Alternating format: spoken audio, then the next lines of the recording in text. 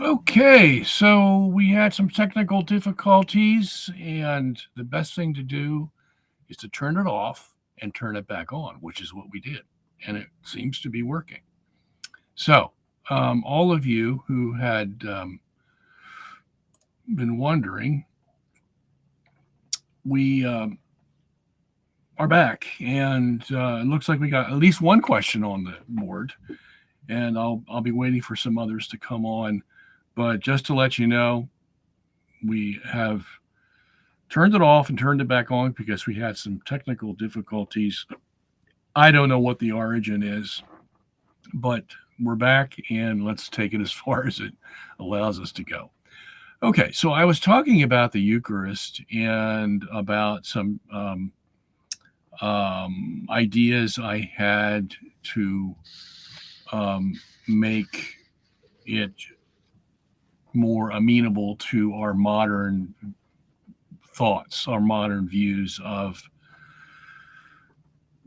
what substance is, what accidents are, all that kind of stuff, and I really do believe it would help. Of course, the church is the one who decides these things, not me. I just make suggestions. So, but you know me, I'm never shy of making suggestions that I think would improve how we think about things in the church. And this is one of them. So I want to try to get this straight. Okay, so in the Aristotelian understanding of things, even Platonic, Plato had the same issue. And that is everything they saw in the world was transient, temporary. Okay, it was here one day, gone the next. Everything. Okay. Except maybe the stars in the sky. Of course, some of them would disappear. Okay, that happens all over the sky. So we had supernovas too. So there were changes in the sky. So everything is transient, changing, temporary. And if you're a thinking man, you want to know if there is something eternal, something that does not change. And you think that way naturally because if you see things changing, well, the other side of that, of course, is things that don't change. They're eternal. Okay. So that's what basically Aristotle and Plato were trying to do was formulate an understanding of eternity and unchangingness, infinity. Okay. Because that's the ultimate. Nothing temporary is ultimate, of course. So we live and die here, and we hardly see any of this material universe in our measly 70 or 80 years. So there's got to be something greater. Okay, and God's instilled this in man, so he's naturally going to think that way. As a matter of fact, what's that verse in Ecclesiastes? God has instilled eternity in man.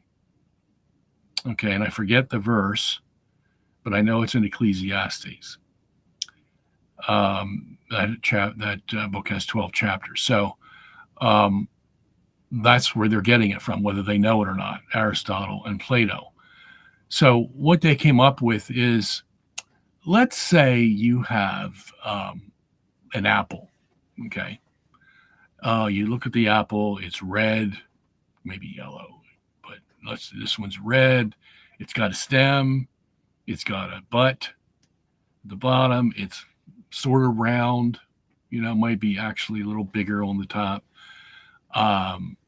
Its skin is hard, but it's penetrable by your teeth. You look inside, it's got some fleshy material that's sweet smelling and tastes good. Okay. And we deduce that it's food and we eat it. So these are all what we would call the characteristics of an apple. Okay. So the next question is, what happens if the apple deteriorates? You leave it on the shelf for a while and it starts getting all deformed and everything. And pretty soon, you leave it there long enough, it disappears. because all the organic material has dissipated. And let's just say that happened to all the apples in the world. Okay. All of them died and deteriorated at the same time. And both Plato and Aristotle would say, never fear, there's an eternal apple that exists that will save the species of apples, let's say. And Plato believed that eternal apple was in another realm, another place. And we used to live there. And that's where we get the word a priori from, this prior place where everything was eternal. And now we're put on this planet where everything's temporary, including apples. So the apples deteriorate or destroy, but in the other place, they're there for eternity. So you have the eternal apple, okay? And Aristotle, more or less the same thing, except he didn't believe it was out there in another place. He believed that it was within the apple itself, but you can't see it, okay? What he called the essence or the substance of the apple was there. So in case all the apples of the world were destroyed, you still had the essence of an apple, okay? So that's what they were trying to do. And the thing about it is, once you start applying that principle, that what Aristotle called the accidents and the substance. So the accidents would be all that stuff that we talked about earlier of the apple. It's red, tastes good, it's got a stem, blah, blah, blah. And the substance is that, eternal metaphysical idea of appleness, so to speak, okay? And Plato, as I said, had a different idea than Aristotle in the sense of where you could find it, okay? But at least with Plato, you knew it was somewhere out there. With Aristotle, it's some kind of thought you have in your head about the metaphysics of an apple that gives it its substance, and it's different than all the characteristics you see. So you have this dual nature of matter, accidents and substance. And that's all they knew. Why? Because they were trying to find something eternal, because they lived in a temporary world and God put eternity in their hearts. So they're looking for it, and they're looking in the wrong place, of course. They didn't, look toward the God of the Old Testament. They're looking to some kind of abstract God, some eternalness that they want to offset their transientness, okay? So they're looking in the wrong places, and they're going to come up with the wrong solution, of course. But the solution they come up with holds almost all intellectual thought for many, many years. At least Plato did, because Aristotle wasn't even known in the New Testament era until the 1200s. His books were all in Egypt. Nobody read them. And all of a sudden, they become popular in the 1200s, and that's when Thomas Aquinas gets a hold of them. So he was enamored by this philosophical thought because hardly anybody in the world was doing it, except for Averroes, the Indian, a few other Indians like that, but there were never really some heavy thinkers in those areas. People just lived out their lives. It was tough to live. It's not like today, where you have all the conveniences in the world.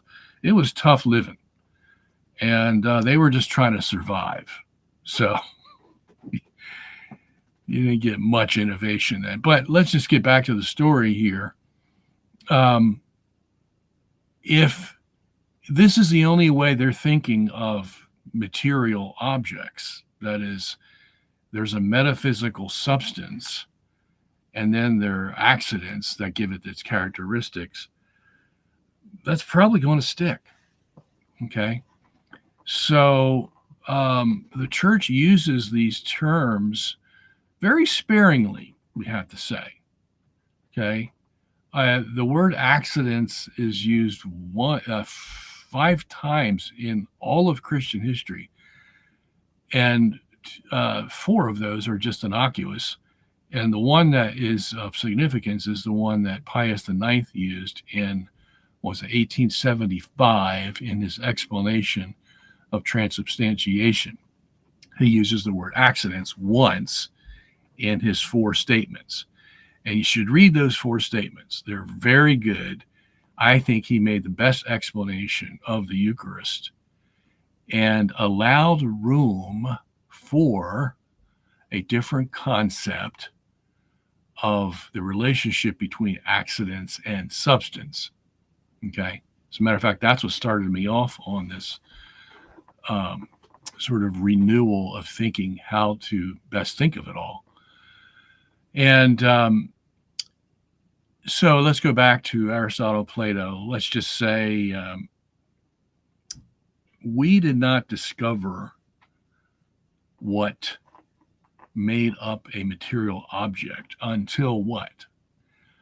The 1800s was the first time that the idea, I think his name was Dalton, proposed the idea of atoms and molecules.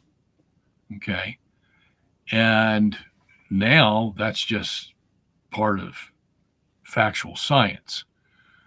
That, let's just take gold, for example. Gold is not, as Thomas thought, a pure substance.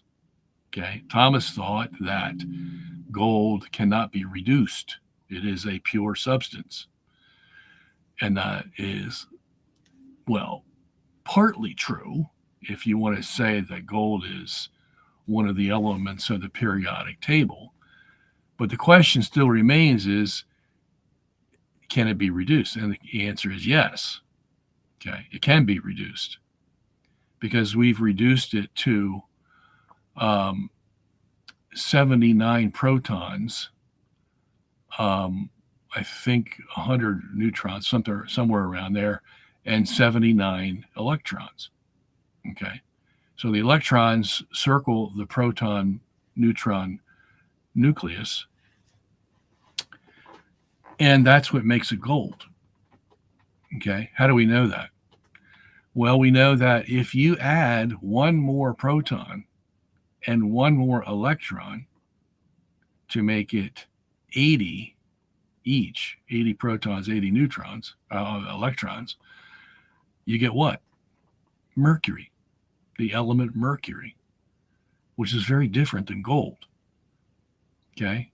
Mercury is a silvery, if you've ever seen mercury, silvery, very strange kind of liquid that doesn't wet anything after it goes over it. It just goes over it, and it's like it wasn't there after it goes over it. And it's poisonous. You get near mercury, the fumes that come, the gaseous fumes that come from mercury will kill you in a second if you get enough of them. And gold, of course, we know is yellow, yellowish and hard. And it's heavy like mercury. Mercury, if you pick it up, put it in a flask, and you try to pick it up, it's heavy. It's almost as heavy as gold is. And it should be because its atomic weight is a little bit higher. So now here's another interesting thing. If we take gold and we take a proton out of the nucleus and take an electron out of the shells, we have 78. And what does that make? That makes platinum. Okay? Which is another kind of silvery metal. It's metal at room temperature, whereas mercury is liquid at room temperature. And it's even more valuable than gold is. Okay? And it has certain properties, certain electrical properties, and all kinds of different things than gold. But why is that the case? Because you've added one more proton, one more electron. And so is the case with the rest of the 92 natural elements on the periodic table. It's just a matter of adding protons and electrons. Okay? The simplest element we have is hydrogen. It has one proton and one electron. Okay? And so, what am I trying to say here? I'm trying to say that Aristotle, Plato, Thomas, anybody in that period of time had no concept of this stuff. Okay? So, when they're talking about substance, they have to talk about something abstract, something that's they think is makes at least Aristotle did, because Thomas didn't go that far. Aristotle said, there's an eternal appleness. Okay.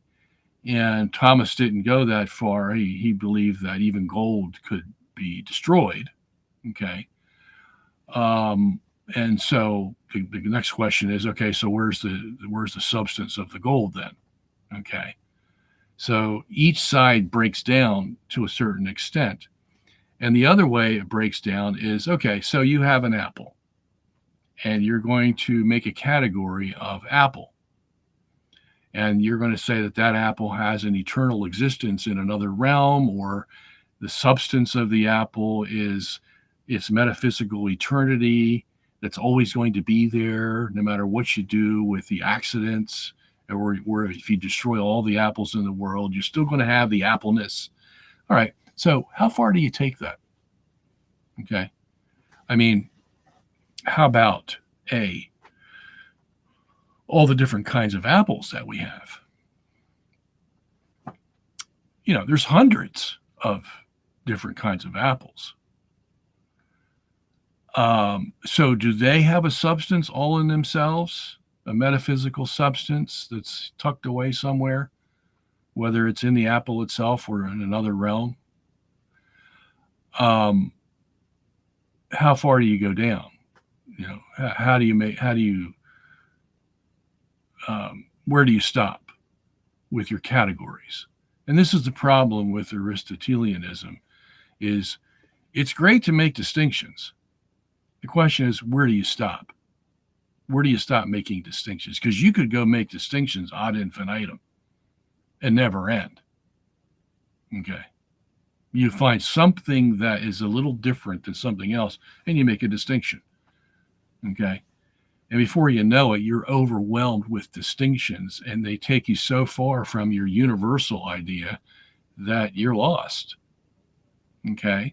So this has always been the problem with Aristotle, is there's a limit to how these distinctions are going to help you. And of course, Plato had his problem, because you can think about universal ideas all you want, but you can't define them. You can't put weight on them. You just have this concept, and you need to make some distinctions so that you can understand what the universal is. But of course, mankind has never solved that problem. That's why Raphael's painting with Plato and Aristotle, Aristotle has his hand like this, and Plato has his finger pointed up to the sky in Raphael's painting. Why? Because he's showing you the tension between the Platonic universals on the one hand and the Aristotelian distinctions on the other, of which there is no solution. The only solution a Christian could give on that is probably the Trinity, where you have the distinctive three persons in the one universal God, you see. And who understands the Trinity? Well, we can put words on it, but do we really understand it? Not quite. Okay. So you see where the problem is. All right. So now with Aristotle eventually showing its weaknesses by too many distinctions. Okay. The question is, how are you going to make distinctions? How are you going to make the proper distinctions? Do you make it because you're Do we have a Macintosh apple and a delicious apple, or do we just have the category of apple that's out there in the metaphysical realm? Okay. So, and then with Macintosh apples, how about the ones that are red, the ones that are yellow? Okay. You got another distinction. Okay. So you can keep, as I said, you can keep on going and lose yourself in those distinctions, but they're good to a certain extent. Okay. So with the fact that they didn't know about what makes up gold or what makes up bread, okay, it was easy to sort of replace it with the idea of substance. The bread has a substance, okay? But if you ask, well, where is that substance of the bread? Can you point me to it? Can you show me? Like, can you look at it? Well, they couldn't do that. Why? Because it was all a metaphysical concept. That's why. It was breadness. The slice of bread or loaf of bread in the eternal realm that gave bread its existence here in the temporal realm. Okay. All right. But where is that breadness, that abstract idea of bread? I can't show it to you. Oh, okay. So it's an intellectual application that you're putting on this bread, that it has substance. Well, more or less that would be true. Okay. Because we're trying to give eternity to things that are temporary. Okay. Modern man would say, no, there is no substance to bread, in the sense of a metaphysical abstraction that exists outside of the accidents of bread, or that you need this essence of bread in order to make a piece of bread. No, modern man would say all you would need is carbon, hydrogen, and oxygen arranged in the proper sequence, and you've got a carbohydrate named bread that we name bread. And its characteristics are that it's, white, could be brown.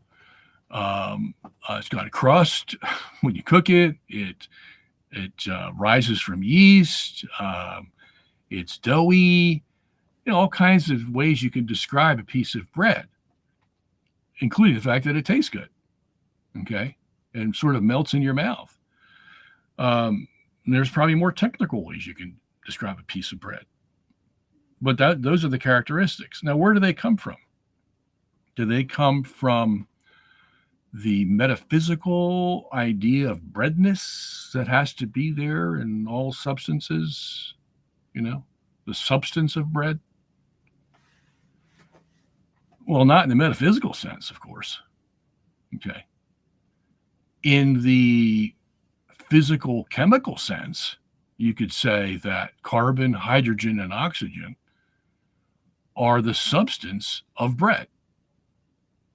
Why?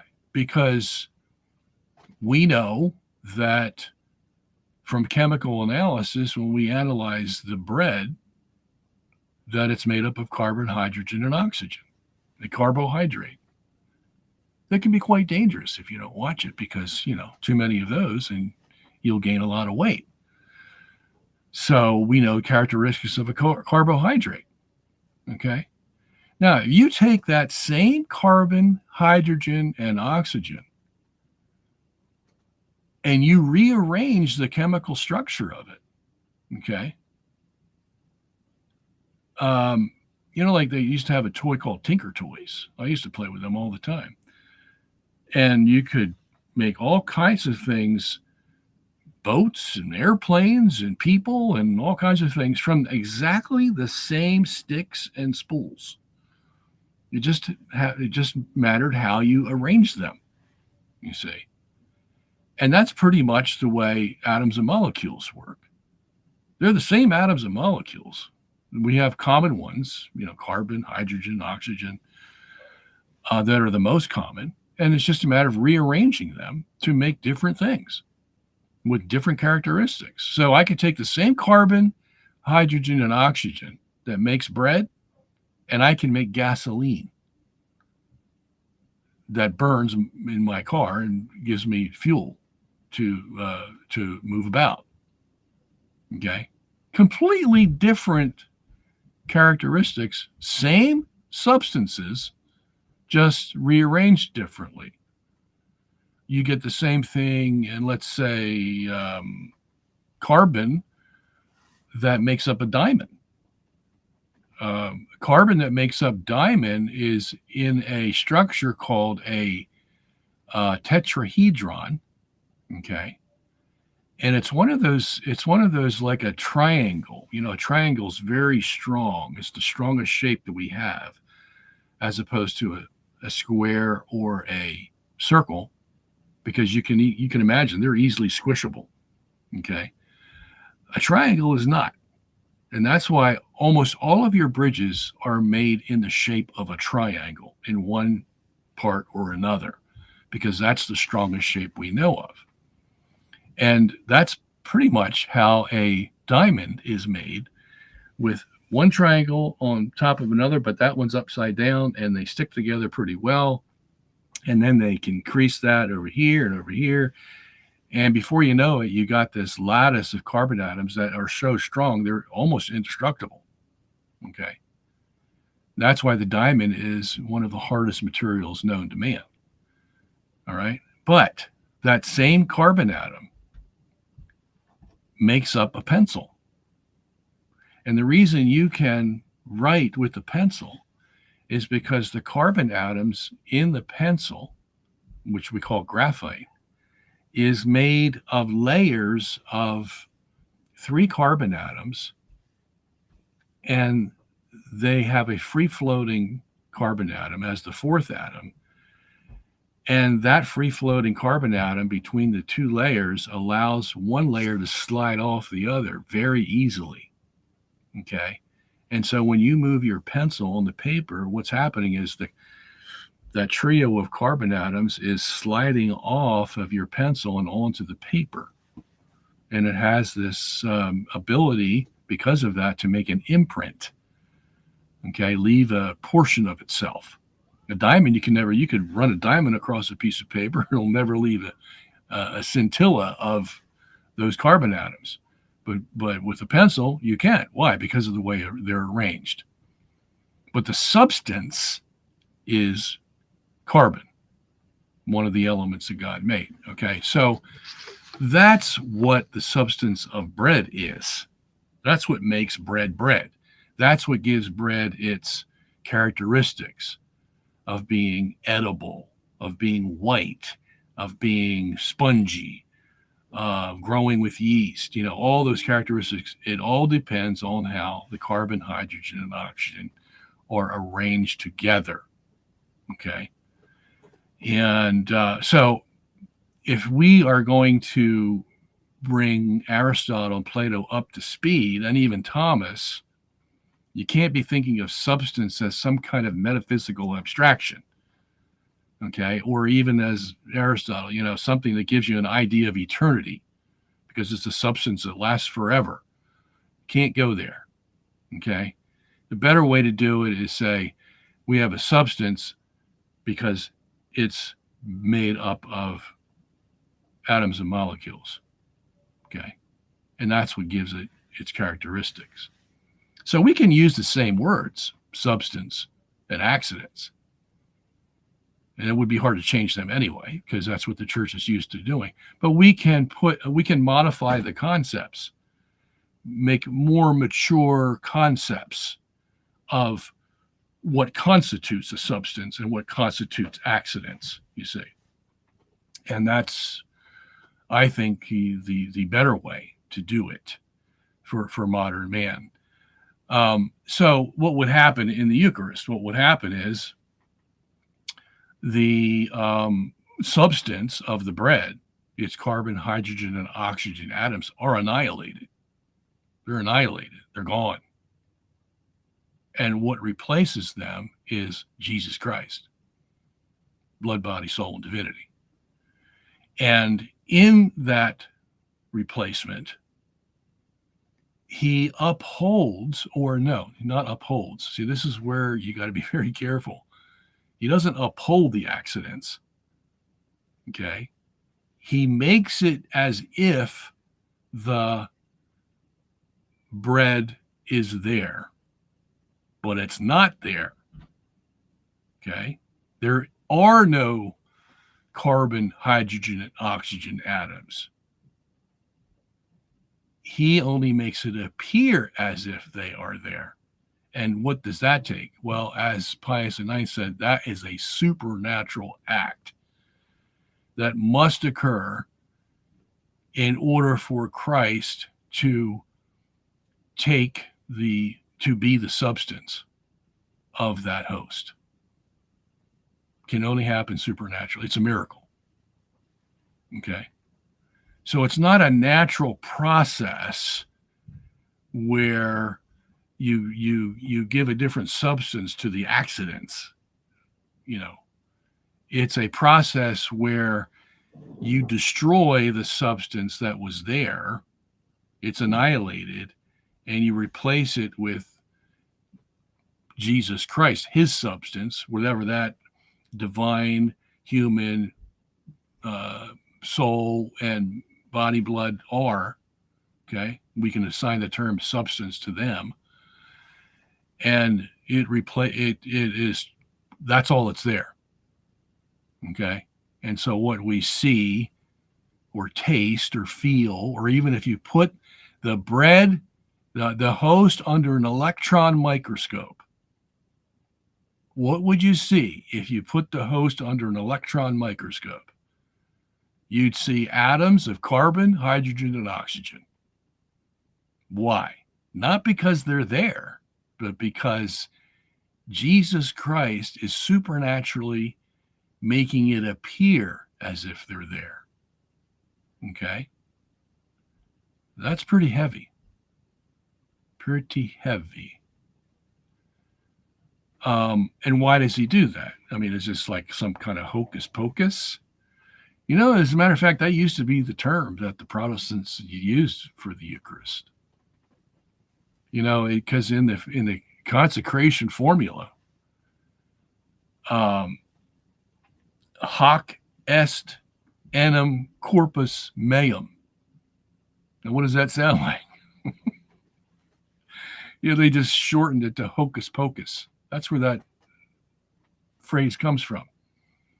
Hoc est enim corpus meum, Latin. And as a matter of fact, enim, it's interesting that that's there because that means very. This very.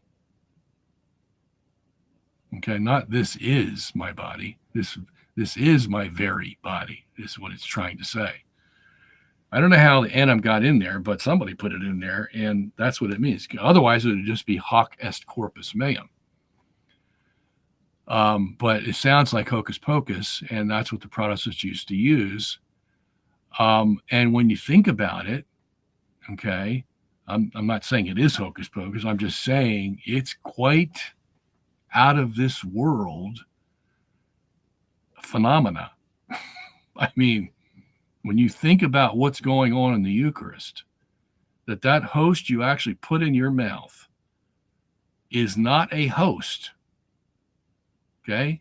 It's been annihilated. Everything that makes up that host has been annihilated. And it's only by a miracle from Jesus Christ himself, all over the world, all at the same time, that we see this thing as a host, a piece of bread. I mean, that should make us shudder in our boots, crawl up the aisle to receive, if we really realized what's going on every single Sunday or every day that the Mass is offered. Okay.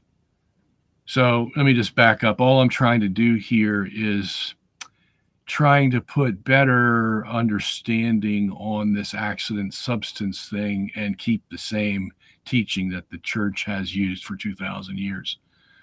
Well, maybe since 1215. But even the fathers, I mean, they used words very similar to transubstantiation. Metausios was one of the favorites of the Greek fathers. Ousios is body or substance, and meta is change in substance. Metausios. So they were on the right track. Okay.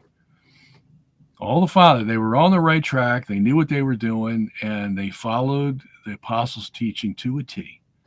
Because who would have thought that up?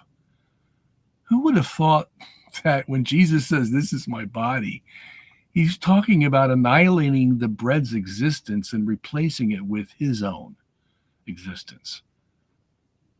Nobody would have thought of that unless they were told. Okay?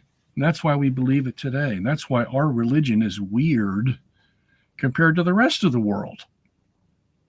Who are these people who say that their God becomes, replaces the bread and they put them on their tongue and swallow them? Who are these people? Yeah, well, that's you and I, Catholics. Okay, that's what makes you a Catholic, that you actually believe that stuff. Okay, because it's hard to believe. It's hard to accept. It's as hard to accept as the people in John 6 when Jesus said, I want you to chew me. I want you to munch on me. Well, come on, Jesus. What are you talking about? How are we going to do that? You going to stick out your arm here and we're going to chew on it? I mean, let's be sensible. Well, Jesus was being sensible because he was going to make his religion so different, so marvelous, so out of this world, that in order to accept it, you have to accept what looks to be some pretty absurd things. That we actually eat our Savior. I mean, I can't think of a more fantastic, weird idea than that. I just can't think of it. But that's what our religion is. And, as Paul says in 1 Corinthians 1 and 2, God made the foolish things of the world to confound the wise. That's the way he made our religion. It looks foolish. People actually go to sit in your pews and wait for the priest to wave his hand and presto, Jesus is here. Let's go eat him. You actually believe that? Yep. That's what it takes to be Catholic. That's what Jesus requires. Okay? And I know it sounds weird, but there it is. Nothing I can do about it. It is what it is. Okay? So when you're converting people to our Catholic faith, tell them this. You know how different we are than all the other religions out there? Let me tell you. I can just tell them the story I just told you. Yeah. So, okay. That's one thing I wanted to do. And it's almost 4:00. So I'm going to have to skip this question because it could get involved. So, and let me see who it was. Craig, nice to hear from you, good buddy. But I was ready to do your question, but we'll have to do that next week. Sorry about that. So, and Craig knows what I'm talking about. All right, so let me go to our board here. See what's on your mind. Okay, what does the church say about attending even decent parties on decent? about attending parties on Fridays. Also, could you please share some insight on the modern party culture? Okay, so look, let's be honest. Okay, the world lives by what? Let's eat, drink, and be merry, for tomorrow we die. Okay, so that's basically what all these parties are about. First, they're filled with alcohol, then, they're probably filled with drugs, and sometimes you can get hard drugs. Okay, cocaine used to be the favorite. Now that that's killed so many people, they switch to heroin or whatever they do. Okay, I mean, that's what you're going to get with a party. I mean, you just might as well write the word drugs next to it, and you know what a party's all about. I mean, have you ever really been to except a child's birthday party? Have you ever been to an adult party where alcohol and sometimes drugs are not used? Hardly. Okay, so that's the first thing you have to. And why do they do that? Look, these people have nothing to live for. They've got nothing to live for other than to be happy, they think. To try to live it up, give it all the gusto they can. For tomorrow we die. And that they literally you could use that phrase because some of them are probably going to be dead the next day, either from the drugs or from the fact that it's their time to go. Okay? So you can literally apply it. That's what they live for. Okay? So, no, that's not where a good Catholic Christian should be on Friday. I mean, that's why we have the practice of not eating meat on Friday to remind us of Good Friday when our Savior died for us. Okay? Every week we're reminded of that. So, total opposite of the party atmosphere, isn't it? Yeah, because when you're not eating meat, and that doesn't mean lobster and shrimp and crabs and all kinds of stuff. Okay. It doesn't mean that that's the opportunity now for Catholics to go out and gorge themselves at, Red Lobster and have a better meal than they would if they actually had a steak or a hamburger. It's the time where once a week we should fast as much as we can, But if we are going to eat, we eat something lowly.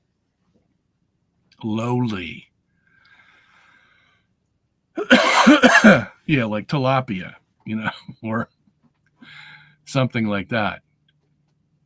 Yeah, it's not the greatest fish in the world, but it's edible. Okay? The total opposite of the party atmosphere. Okay? That's the way we should be living every single day if we can. But at least once a week on Friday, since you picked Friday as your day of reckoning here. Excuse me. So I think you get the idea, right? All right. So what does the church say about attending? Okay, you already had that. You said a few weeks ago the apocalypse was written in the 90s. I was under the impression it was written sometime in the 60s. How do you defend this latter authorship? Oh, that's an easy one. Now, Jason, what I want you to do is get the commentary that I just finished on the apocalypse. Now, it's been around for 20 years, but I brushed it up a little bit in the new commentary that I released, which is volume 4 of the Douay Rheims commentary series. Okay. And in the apocalypse part of that commentary, I have a whole section, probably about 10 pages, on why the apocalypse was written in 95 or 96 AD and not in the 60s. Okay? So it gets intense, it gets involved, and so you're going to have to get your little spectacles out and do some study, but all the information is there for you. Okay? So please avail yourself of it. If you already have the commentary, now you know what's there. Okay? I wouldn't even start the Apocalypse commentary unless we got it clear when John wrote it. Okay? And he wrote his epistles and his gospel in the 80s, not in the 60s. Okay? And then finally, his last book was the Apocalypse when he was banished to the island of Patmos, and there he wrote it. So that's where I want you to go. Now, there's a lot of people who try to make Israel the focus of the apocalypse, or make the Jews the focus of the apocalypse. They are not by any stretch of the imagination. The apocalypse is about the church from the first coming of Christ to the second coming of Christ. And if the Jews are mixed in there, so be it. But it's not about the Jews. This is what you're going to get from the Protestant dispensationalists, sometimes the historic premillennialists. You're going to get this focus on the Jews. It is not. Okay? And that's where they want to get this 60 AD or 68, 69, anything before AD 70, because that's when the Jews are destroyed by the Romans. Okay? So they want to make the apocalypse look like it's some kind of prophecy of the destruction of Jerusalem in 70 AD. Okay? And it ain't going to fit. Sorry, it just ain't going to fit. And you'll see why when you read the commentary on the apocalypse. Okay? And then we have all kinds of patristic testimony to this, that John wrote it in the 90s. Okay? I mean, it's just overwhelming, the amount of patristic testimony on that. So, yeah, but you'll see it. Go read it. I wrote it for people just like you who want to know. Okay? Okay, let's go on to the next one. I know this is impossible to answer, but why didn't geocentrism catch on the way flat earthism did? You'd think it has a lot more going for it. That's an interesting question. Well, they tried to make it go that way. The flat earthers did, because soon as the movie The Principle came out, this flat earth movement took off again. It had been dormant for about,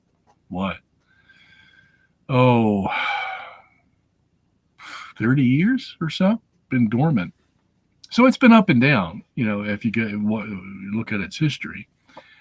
But it rose again because of The Principle, we think. Yeah, it could have been just coincidence, too. I don't know. But that's what gave it its swing. And The Principle, as you know, is about the demise of the Copernican principle, which means the Earth is probably not out there in the remote recesses of space. It's probably in the center. And that idea, became a worldwide discussion when The Principle came out. Not that everybody was agreeing. They were all disagreeing. But it's the first time that people talked about it in how many years? Since the Pope had his little discussion with the PAC in 1992, maybe. Who was talking about it? There may have been, actually, I'll take that back. In 2001, they had the WMAP probe, Wilkinson microwave anisotropy probe. And there were secular scientists from that probe's data that were saying that the Earth was in the center of the universe. One of them was Lawrence Krauss, of course. The other two, the originators of it, were Kate Land and João Maguiueho from the Imperial College of London were the first to notice this. And gave it the name axis of evil. If you remember that. So yeah, so I do take that back. There were these hints, that the Earth is in the center, and that's of course why we did our movie, The Principle, because these were a little bit more than hints. These were making strong suggestions, sometimes even appeals, that the Earth was in the center, and so we followed it up and made a movie on it. And then the flat earthers sort of hopped on our leg and were walking with us because we were both saying the Earth is in the center, and theirs is totally different than ours, of course. But they had, what they have that we didn't have is they have a mentality that is anti-NASA, anti-JPL, anti-establishment, anti-modern science, anti-satellites, anti-moon landing, and you name it, they're against it because they think everything, and sometimes they're right, this is where it gets hard, but they think everything is a big conspiracy. Now, they may be right to a certain extent, okay, because I have seen conspiracies as well that they're conspiracies, okay, but other times, no, they're the truth. The government actually does these things. People are finding out. Yeah, they actually do not care about you. Only when it's in their best interest do they care about you, okay? So if you multiply that by 100 or 1,000, this is what you're going to get with a typical flat earther. Okay, so it's more than just the flat earth that they believe in. They believe in almost everything we see out there is not what it appears to be. That kind of mentality breeds a certain kind of people who will gather together and commiserate with one another about how bad the world is and shake their heads and do all kinds of things. And all these things glue them closer together. Okay. And that's why they have all kinds of conferences, and there's a lot of money behind them too. And we don't have a lot of money behind us. I had to raise the money all on my own to make The Principle. $2 million I had to raise myself. And it was such a boondoggle that, and I just say this here that I've never said before, I couldn't pay them back. Okay. And no money to pay them back. And I put most of my own money in there as well. Lost all of it. Okay. Why? Well, because there was a group of Catholics, and I'll name them. Carl Keating was one of them. Mark Shea was the other, who called the Anti-Defamation League in April of 2014 and told them I was a reeking anti-Semite who just made a movie that was against Albert Einstein and the Jews. And about a week later, so they called the ADL up to tell them all this stuff. And then about a week later, there were 150 news outlets across the world that were disparaging me and The Principle with all kinds of names that you can imagine. Then this was 6 months before the movie actually came out. This was in April of 2014. The movie didn't come out until right about now. As a matter of fact, in 5 days, the movie would come out October 14th in 2014. And But this was 6 months. So there were 150 news outlets 6 months prior to the debut of the movie that were, now these are all over the world, and I still have them on my hard drive. All the newspaper articles from places I've never heard of before and newspapers I've never heard of before. A lot of them were on the internet, just blasting me and the principal as just a total, absolute idiocy. And so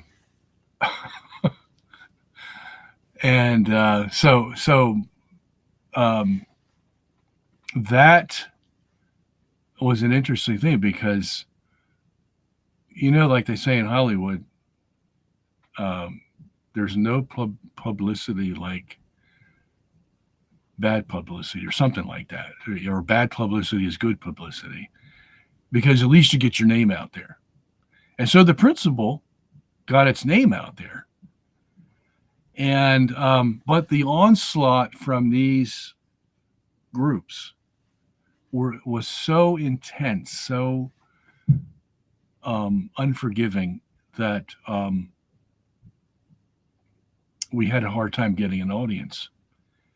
And we debuted in Chicago right in October 2014 and almost had it canceled in Chicago because there was some Jewish owner of the movie theater that was told that the producer was an anti-Semite and blah, blah, blah, it's not true at all. And somehow, some way, we still got it there. And so we had our first showing there, and the theater was maybe a third full. Okay, I was there at the opening. And, we knew it was going to be hard going if we continued down the road. But we then had a showing in Los Angeles. And we had a pretty good showing there. But that was the last time. That was the last time because we just didn't have enough money to get out the advertising that we needed and to fight this onslaught that had already beat us to the punch. So, if you don't have money, I don't care how good your intentions are. We just had enough money to make the movie, basically, and we were hoping for the best. Because, when you're dealing with high quality theatrical productions, you're talking hundreds of thousands of dollars for the basic things. And they all expect that kind of money. Okay. And our narrator, Kate Mulgrew, who was Captain Janeway on Star Trek, that wasn't cheap. And then we had to fly in the scientists. We had to fly in George Ellis from South Africa, first class. You know how much that costs? We had to fly him to Yale University.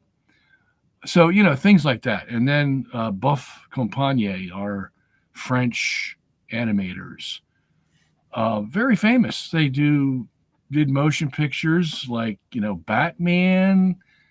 Who else? All those Marvel movies. They did a lot of those animations for them. And that's who we chose because we wanted high quality for our animations, and it costs a lot of money. Okay. And so by the time you're done, and have you ever seen the credits roll on a movie after the movie's done? You ever sit there and watch them? It can go on for 10 minutes. And every time it rolls, it's filled with people's names about what they do for the movie. Key grip or whatever it is. Costumes for Mr. So-and-so. One person does that, so you go through it. There's thousands of people that are involved. Fortunately, we could keep ours down to hundreds, but each of them have to be paid. Okay, so it's quite an operation, as you can tell when you see those credits. Wow, what must have gone into this movie to make it? And then there's editing and re-editing and sound and animations. They have to be just perfect and no flub ups here in the sound or there. It's just one thing after the other. And unless somebody laid $10 million in my lap, I would never do it again. But at any rate, so we had no money, but the flat earthers, man, they have a lot of money. People come out of the woodwork. So we just scraped by. And even then, like I said, we had no money for advertising, and we had the whole world against us. Okay. Whole world. 150 news outlets in 1 week. Now tell me, who has the power to do that? These two idiots called up the ADL, Keating and Shea, and told them their little sob story. And within a week, 150 news outlets are bashing us. Who has the power to do that? I wonder. So, I mean, Jesus, I love you, but you sure make it hard. And I'll work for you to the rest of my days, but it's quite hard in a world run by the devil. Anyway, let me go on here. What was I? I was trying to explain to you why we didn't become as popular, and those are probably just some of the reasons. So let me go on. What do you think the Antichrist will be?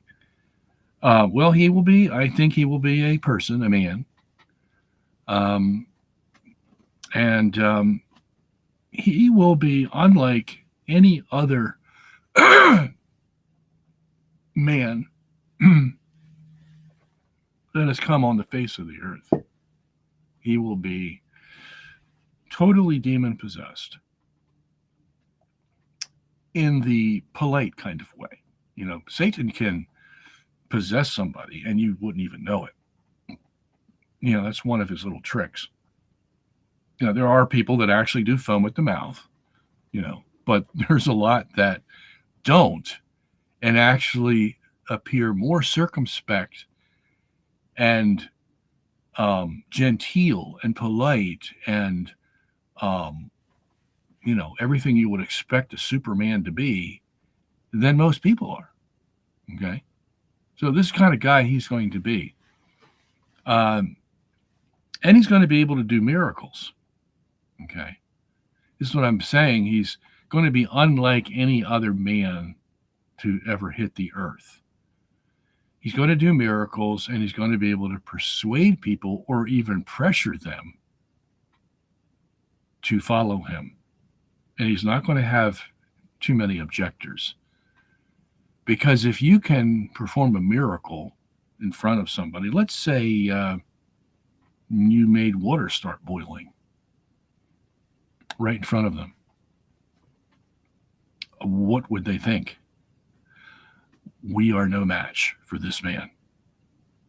And if I don't watch my P's and Q's, I'm going to be put in that boiling water. Yeah. So this is what it's going to be for the wicked of the world. They've already consigned themselves to wickedness. And God says, okay, your time's up. So here comes this guy, the Antichrist, who is going to basically give them an offer they can't refuse. And they're going to take it. And so is everyone around them going to take it. That's how he's going to get his power. And it'll go pretty quickly. Okay. And he'll do miracles as it's required to convince the onlookers who think that, nobody's going to push them around. Well, they're going to find out that there's somebody actually bigger than they are, has more money and power and control than they do. and they're just a little puny runt compared to him. Okay? That's what he is going to be. And he's going to know the Bible backwards and forwards. He's going to know church dogmas. He'll know them better than the Pope does. Of course, that's no challenge with this Pope. But and he'll come and he's going to say that he is from God and that he's here to complete the work of Jesus Christ. Okay, not against him. No. So this is going to make him all the more attractive to the good people who think they're good of the world, but haven't bowed the knee to Christ, because he's coming and complimenting the work of Jesus Christ, you see. He's going to be like the brother of Jesus, so to speak. And he's going to look and appear so holy, so knowledgeable about the faith. He will take his seat in the temple. That is, he will become the go-to guy for anything religious, anything theological. And he will answer questions like you wouldn't believe, like Solomon. Of the two women that came to Solomon, we have this baby here, and she stole it from me. And the other one says, I didn't steal it, you stole it from me. And so they had a big fight, and Solomon says, all right, bring the baby over here. Let me cut it in half, and I'll give you each half. How's that? And he knew the true mother would say, no, don't do that. Just give it to her. Just give it to her. And he found the true mother. Well, that's kind of wisdom this guy's going to have, the Antichrist.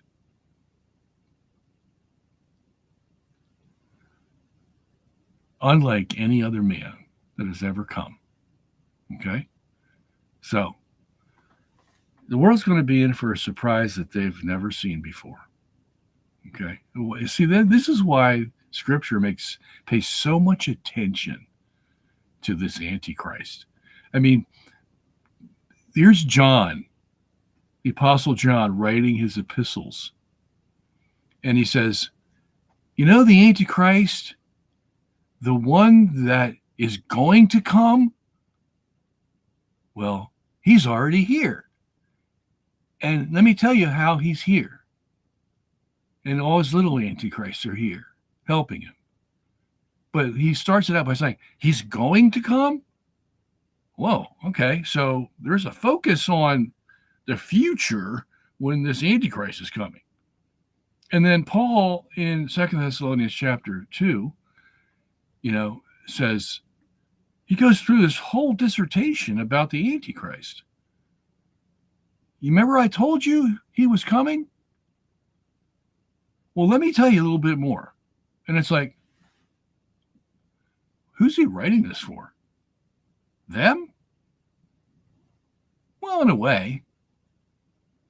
Because, hey, God can have him come anytime he wants. All right? Because his entrance into the world is the last predicted event prior to the second coming of Christ. Which means what? It means that the entrance of the Antichrist is the sign that Christ is at the doors. Because this Antichrist is only going to be given, according to John's Apocalypse, a little season. And I think I know how long that is. I'm not going to say it here right now. And to be on the earth, and then it's over. Okay, so why is Paul telling this to the Thessalonians? Because, look, obviously, we're 2,000 years from the Thessalonians. They don't exist anymore. So what's he telling them about the Antichrist for? Well, it's that whole thing. We don't know the day or the hour. That's what Jesus himself said. So let me give it to you. It may apply to you. It may not. I don't know. That's all in God's hands. And even Jesus said he didn't know. It's in God's hands. It's in the Father's hands. Really secret. Okay, so why is he telling them? Because it could apply? Not likely, but it could. We'll just leave that open because we don't want anybody thinking they know when the end of the world is. Yeah, that's the sign you're of the devil. If you come and you think that you know the day the world's going to end, you're of the devil. Okay? You can tell them right away. Anybody is date predicting. So if it's not for the Thessalonians, because it's been 2,000 years, who's it for? Us! And those that come after us, of course. Because we're the only ones living now, and the only ones that can read that chapter. Obviously, it didn't apply to the previous generation from us, because they're dead and gone. So it applies to us. And it may apply to the generation after, or the generation after that. We don't know. Okay, but we do know it can apply to us. So we know what to look for. And he just spells it out in that chapter. And it's like, wow, this is really big. Why does he take so much time to explain these details? And then you read the Apocalypse, all written under symbolic language, of course, to hide the truth. But you're getting even more detail there about who this guy's going to be. And so this is a central focus of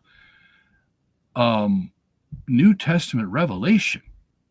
This is a big deal. So the people that actually live in the time of the Antichrist, I don't envy you at all. I would much rather not live in those times, even if I know that Jesus is coming back. I'd rather die than take what this guy's going to give us. This guy, as I said, is going to be unlike any other man you have ever heard. Genghis Khan, Julius Caesar, Adolf Hitler, you name it. These are going to be little mice compared to him. Okay? And just when it looks like he is at the pinnacle of his reign, because he's won all the people of the world, and that's what the Apocalypse says. He's going to go out to the four corners of the world, Gog and Magog, and encompass the camp of the saints. That's the church. From the whole world. That's what he's going to do. So I hope to God I don't have to live in those times. Anyway, that's who he is. Okay? I've tried to make it as graphic as I can for you so you get the feeling of it. All right. What does our Lord mean by two swords? I think, Luke 22. Okay, so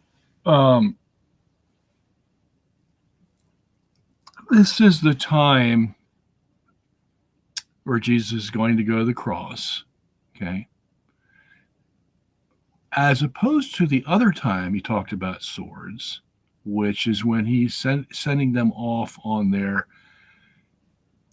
ministry to convert people. Like Luke 10 is where that occurs. Sends the disciples 2 by 2, and they come back and say, even the demons hear us, and blah, blah, blah. And Jesus says to them, and I saw Satan falling as lightning from heaven. That's why you're able to do all this exorcism activity. And so that's like in the middle of Jesus's ministry, okay? Wherein he says, when you go out, don't take any swords, don't take a purse, don't take this, don't take that. Why? Because he wants them to get that stuff from the people. Okay? Whatever they need. Clothing, money, food, protection, get it from the people out there. Okay? Because you don't want to go in with a sword. You don't want to go in looking like you got money. you're going to get the wrong impression. Okay? Go in there totally vulnerable. Let them know that you mean no harm whatsoever. And they can see that by looking at the fact that you have nothing on your body except your clothes. You can't get much more sincere than that. Okay? And now he's going to the cross, however, and things are different. Okay? Why? Well, because Jesus basically is going into the house of his murderers. He's avoided Jerusalem all this time. 3.5 years he's avoided Jerusalem. He stayed up in Galilee. That's where he started. Just roaming around Galilee. Every once in a while he'd come down a little bit and then he'd go back up. But on the final time that he's going to go to the cross, he leaves Galilee, comes down, and makes a beeline to Jerusalem. And why? Because he knows that's where his murderers are. And he's going to go allow them to murder him. Okay? So these Pharisees, these Sadducees, whoever else is there in their little groups, they're vicious. Vicious people. These are not friends. They couldn't be friends of Jesus. They couldn't be friends of the apostles. These are the kind of people Jesus avoided. And when he did confront them, there was always a contest. They're always testing him. They're always trying to trip him up. So he knew to stay away from them. But now he's going to go face them for the final time. And he tells his apostles something very similar. Remember I told you, don't take any swords? Well, take this sword. Take that sword. You better bring a purse. Make sure you have shoes and an extra coat because it's going to be rough. These guys are merciless. Okay. That's basically what he's telling the apostles. It ain't going to be the same. I'm not going to be here to protect you. Okay. I can't even protect myself. You know, I was able to walk through the crowds before when they tried to arrest me and kill me. I could walk right through them because the Holy Spirit was with me. I can't do that now. As soon as they arrest me, they're going to put me on a fake trial and they're going to hang me on a cross. And there's nothing I can do about it. Well, I could call 12 legions of angels down, but then how would the plan of God be accomplished? So he's got one thing in mind, and nothing's going to stop him. So he tells the apostles, beware, basically, by telling them to carry the swords. Okay? All right.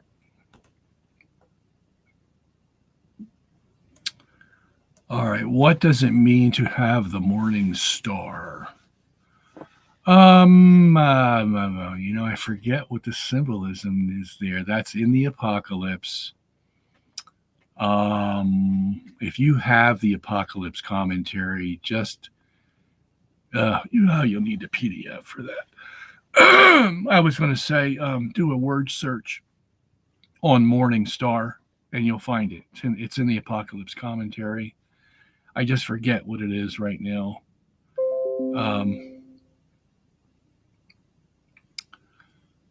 What is that? I forget. I'm getting tired anyway, so can't think straight. Okay. Peter says, any opinion on the authenticity of the writings attributed to Saint Dionysius the Areopagite?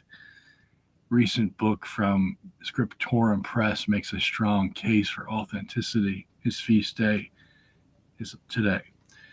Yeah, I've never had a problem with Dionysius because if there's anybody who has given us a great calendar, it's Dionysius.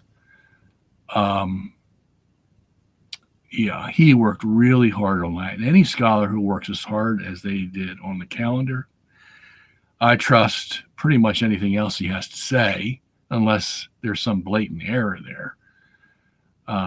But yeah, I've never had a problem with Dionysius. So I think that answers your question. Okay, question. The Novus Ordo Mass has many issues, including relaxation of rules, which leads to more liturgical abuse, and 70% of attendees who don't believe in the real presence.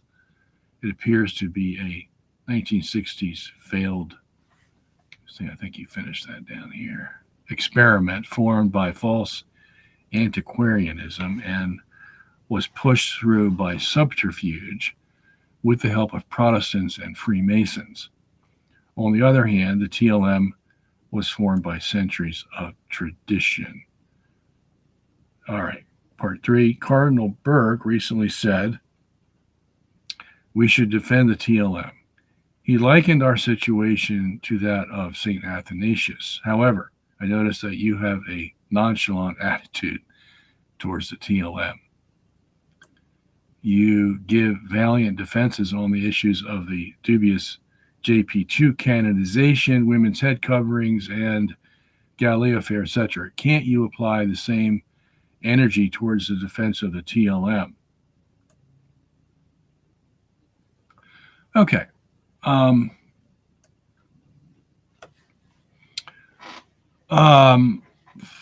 I see what you're saying about the Novus Ordo in the relaxation of rules. And this is something that the church had to gamble with. And that is, when you give people freedom, are they going to be responsible with that freedom and do the right thing, or are they going to take advantage of it and do all kinds of crazy things? It's like dealing with a teenager. You know, you want to give them freedom because you want them to not feel like, you know, they're between a rock and a hard place.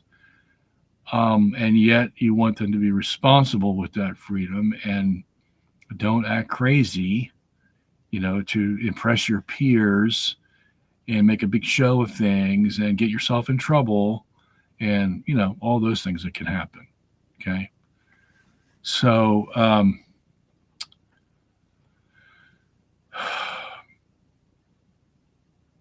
that's one thing that I think the church would reconsider.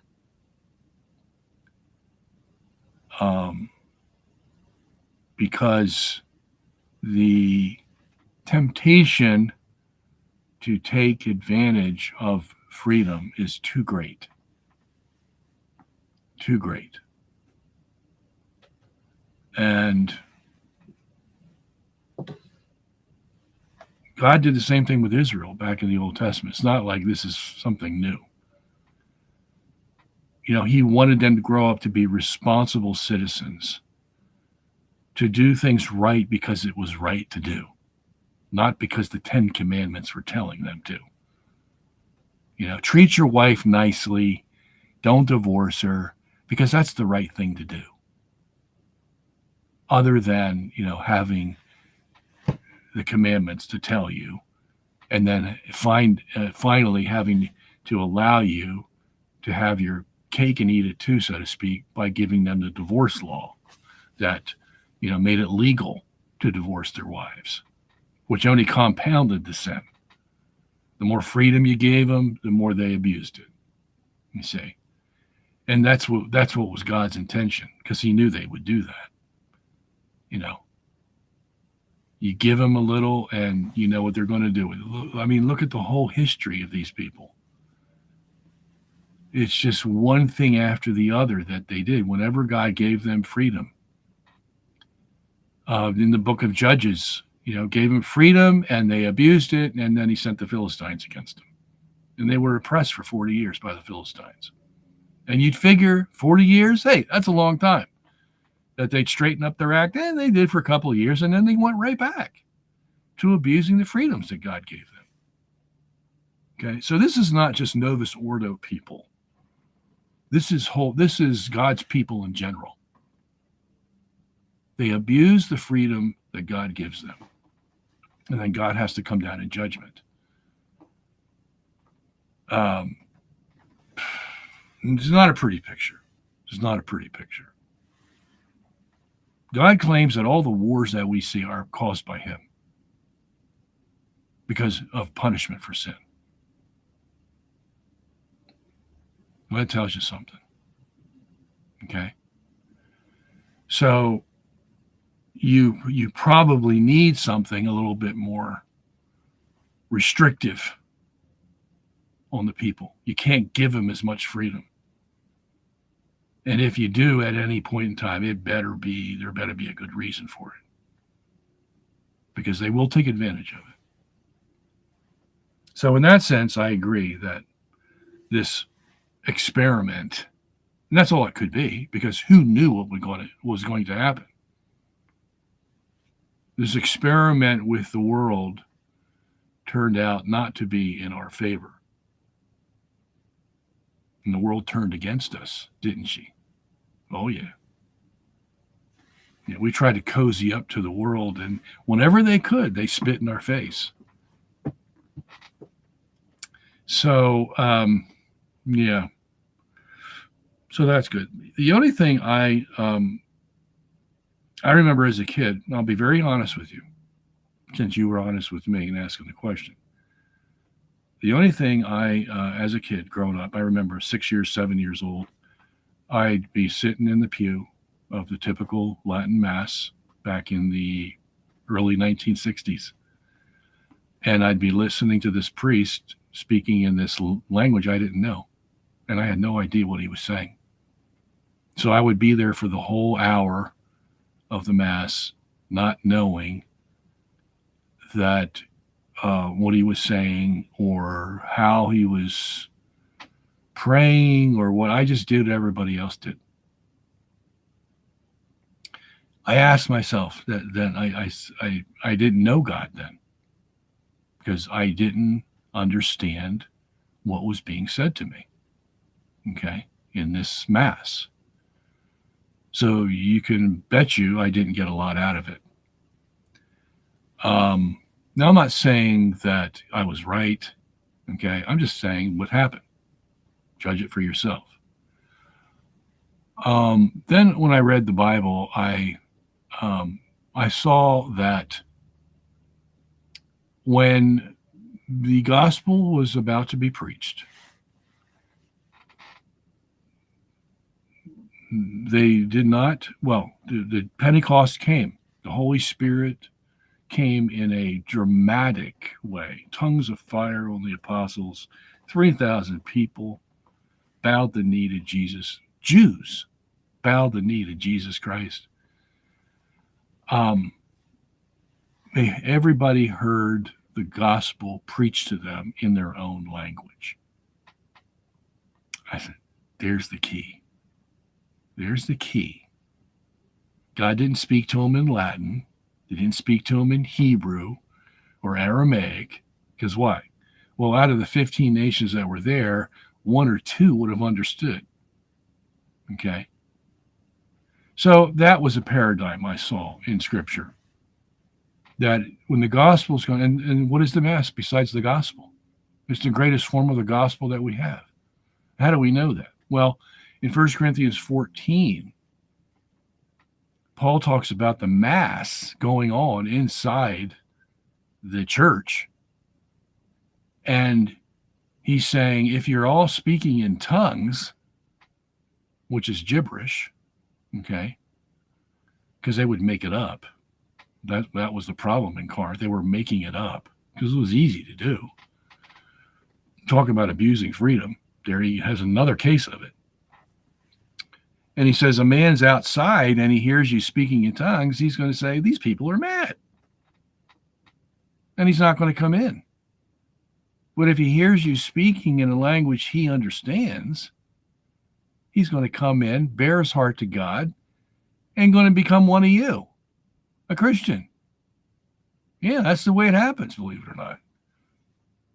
So here's another indication where the type of language that we use is efficacious toward preaching the gospel the best and being, successful. Okay. So, that's the paradigm the New Testament sets up. This wasn't a problem, of course, in the 4th and 5th century with the Latin Mass, because guess what? Everybody spoke Latin. All throughout the Middle Ages, they're all speaking Latin. So that's the vernacular to them. Okay.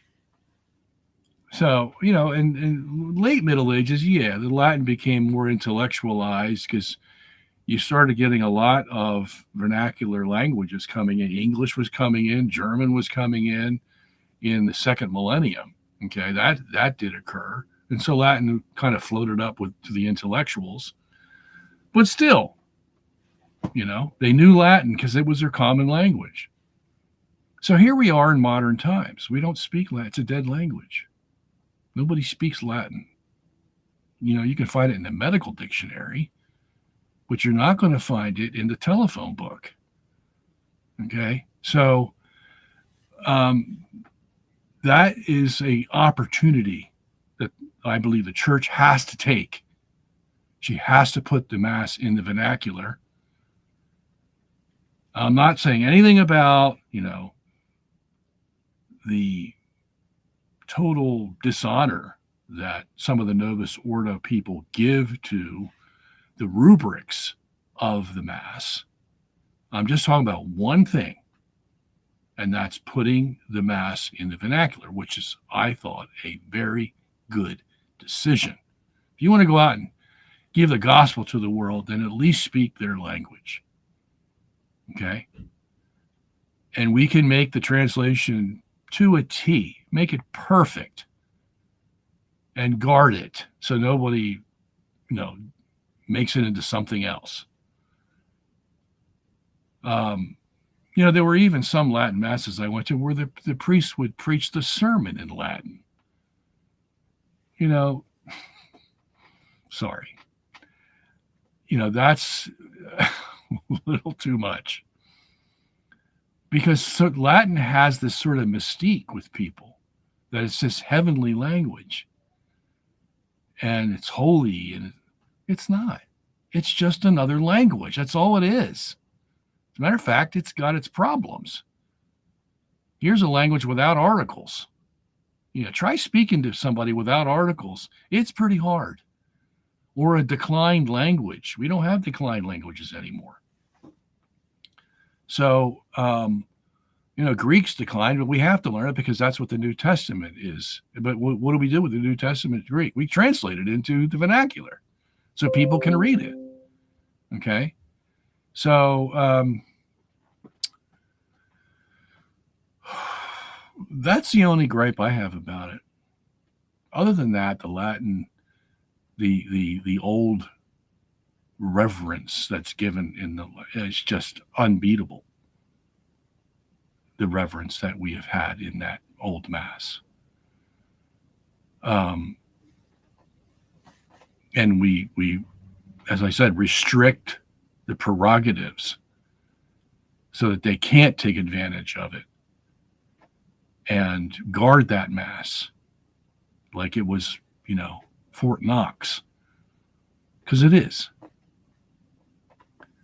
And so all that stuff I agree with. I have no problem with that. Okay. But let's just put it this way. I don't want my 6-year-old to go through the same thing I went through. And that was when times were good. In the early 60s, that was like, Camelot. Remember? If you're that old. Apart from the Cuban Missile Crisis, there wasn't too much going on that we had to worry about. The baby boomers were coming, World War II has ended, and everybody was happy. And then we had the hurricane, Milton, come in the mid-60s, and everything changed. So at any rate, those are my feelings, and how to put them all, encapsulate them all. I'm not quite sure, but I'm just bearing my heart to you because you poured yours to me. Okay, let's go on. We have 10 more minutes left. Is it possible for quantum mechanics to work in our neo-Tychonic geocentric model? Yes, of course. It doesn't make any difference whether you have a Newtonian system, Einsteinian system, or somewhere in between. Quantum mechanics is all by itself. It's independent of all that. Okay.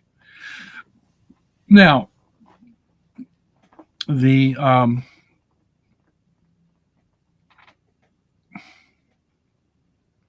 problem with general relativity and quantum mechanics is that they don't match up. General relativity is basically the analysis of all things large, and quantum mechanics is the analysis of all things small, very small. Okay. These two analyses don't match up in a lot of ways. Okay. So quantum mechanics is going to have a hard time with general relativity, at least some aspects of general relativity. Okay. There are other aspects that we use in the geocentric system of general relativity that aren't in conflict with quantum mechanics. Okay. Special relativity is going to have, some issues with quantum mechanics because special relativity doesn't believe in ether. Quantum mechanics does. The whole thing is based on ether. Subquantum ether, if you want to put it that way. Okay. Or I should say quantum ether in the Planck dimensions. It's all based on that space is filled with something, where special relativity says no. And where special relativity, I don't know how it's survived this long. I really don't. I think because the name Albert Einstein is on it, and he saved us from believing in the geocentric universe. I mean, if you don't know already, special relativity was invented to save us from believing or having to believe in a geocentric universe. That's all there is to it. And I've proved that over and over and over again by statements from Albert Einstein himself. Okay. General relativity was another story because special relativity wasn't working in the real world. Why? Well, because that real world out there has gravity everywhere. And if that's the case, special relativity is not going to work. You have to have another theory. So he invented general relativity because it incorporated gravity. Okay. And then when you did that, then quantum mechanics comes along and kind of puts a hole in that. So you have to adjust it. So basically, look, they don't know what's going on. They really don't. Okay. Whether it's general relativity, special, quantum mechanics, it's like the five guys, midgets, who are feeling an elephant and they're blind. And one guy's feeling the tail and he goes, "Oh, I think it looks long and slender with a hairy thing at the end." And another guy's over here feeling the trunk and he look, "No, it's big and thick and waving around. There's no hair at the end." And they don't know what they're doing. They're all feeling the same thing and feeling it from different places, and they're not getting together. This has been the problem with modern science since the time of Newton. Okay, so good luck. All right. Question: if we believers are to be pro-life against abortion, would we have to be vegetarian against the killing of animals, especially when it comes to killing them for food?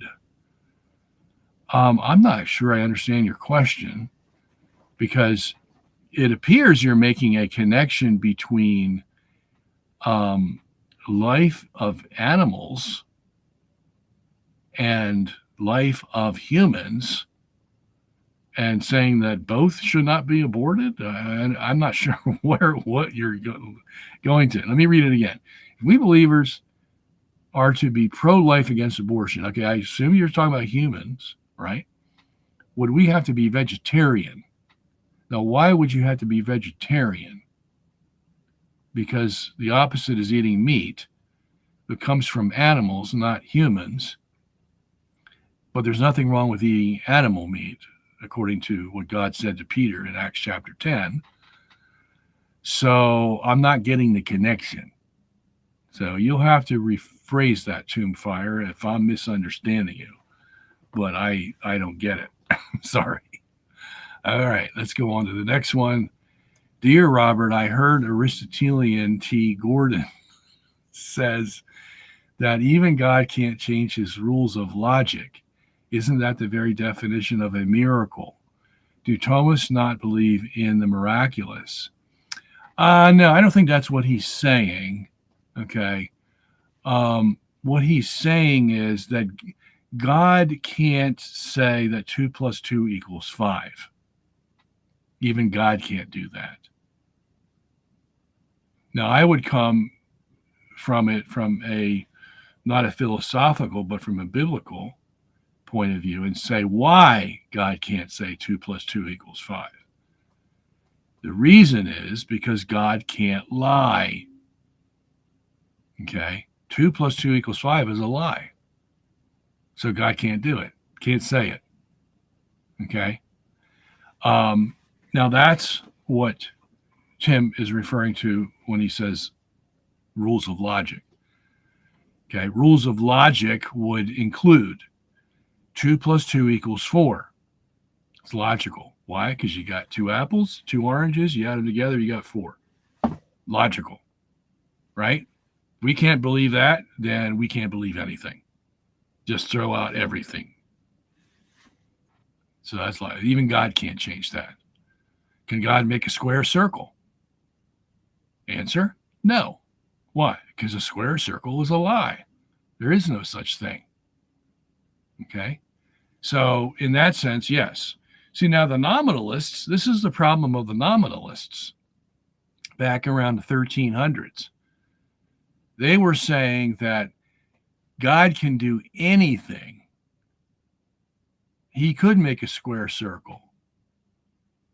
And, anything else that God wanted to do. Now, God doesn't want to do those, but he could. So even if you say theoretically that God could, you've basically said that God did. Okay? Because what's the difference? So that's one of the reasons nominalism was knocked down by the church, because of this idea. A miracle, okay, is not a lie. A miracle says up front that it is avoiding the natural laws that God put in place for everything else, or for most of the creation. Okay? A miracle, by its very nature, says that those laws are now going to be set aside. What are those laws? Well, a natural law is if you have a ball, you hold it up and you let go, it drops to the ground. That's called gravity. We put a name on it, but that's what happens every time you bring something up, hold it, and then let it go, it drops to the ground. That's natural law. Okay? Now, Jesus can change that. He can set aside that natural law, not that he totally annihilates the law. It still exists in every other part of the world. But in this instance, he can set it aside by a greater power. Okay? Supernatural is a greater power that can set aside a lower power or a lower law. And that's what Jesus did when he walked on water. He defied the laws of gravity. Okay? So that's the difference. All right, we got 2 minutes left. What's your opinion on general revelation and righteousness? For example, Cornelius, who you mentioned in Not by Faith Alone, was he being righteous without knowledge of Christ? Yes. Now, why can we say that? Well, because Paul already told us in Romans chapter 1 and Romans 2 that God wrote his laws on the heart of men. And that includes worship laws and moral laws. So the first 3 commandments and the last 7 commandments are written on the heart of men from the day he's conceived, on his soul. Okay? Which means Adam had it when he was created. The laws of God were written on his heart. Because Adam has to have some way to know how to obey God. God says, don't eat this fruit. Adam has to know, I shouldn't eat that fruit. And his conscience is telling him. And the law is written on his heart to both worship God and obey what God says. Okay? So that's how he knows, long before Jesus Christ comes on the scene as a man. Okay? So yes, the answer to that is yes. Cornelius can act righteous before God, just like Noah did. In Genesis chapter 6, it says God looked out and saw a man in the east named Noah, the most righteous man in the earth. Okay, there you go. And if push came to shove, he's the only righteous man in the earth, which is why God saves him and his family. And that's long before Jesus came. Job's the same way. You know, the devil comes and God says, what are you doing? He says, I'm looking out at the creatures you created. And God says, hey, by the way, did you see my servant Job? He's the most righteous man in the East. And the devil says, he ain't righteous. And God says, we want to bet? And so they make a bet. And God says, just don't take his life. Wow, that's a blank check. It's a blank check for the devil. You probably, poor Job. He's one guy I can't wait to meet when I get to heaven. It's old Job.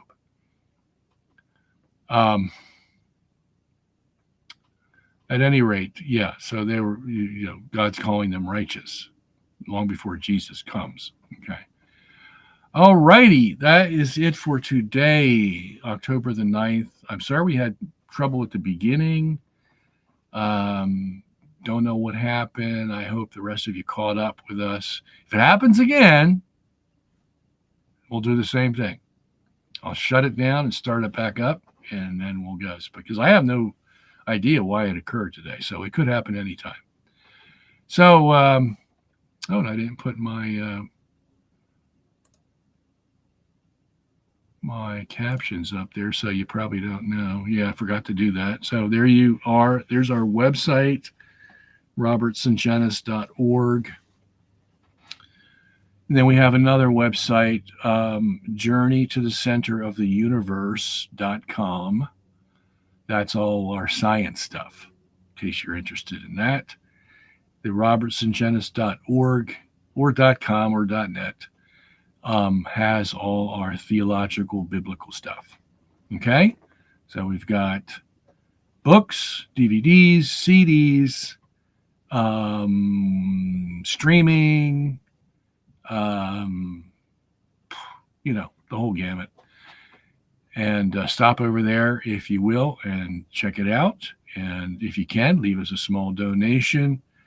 Really appreciate that. Lets us know you love us and we love you. And we mean that sincerely. And let me see what else. That's it. We will see you next, October 16th, Wednesday. We'll see you then. Take care. God bless you. God love you.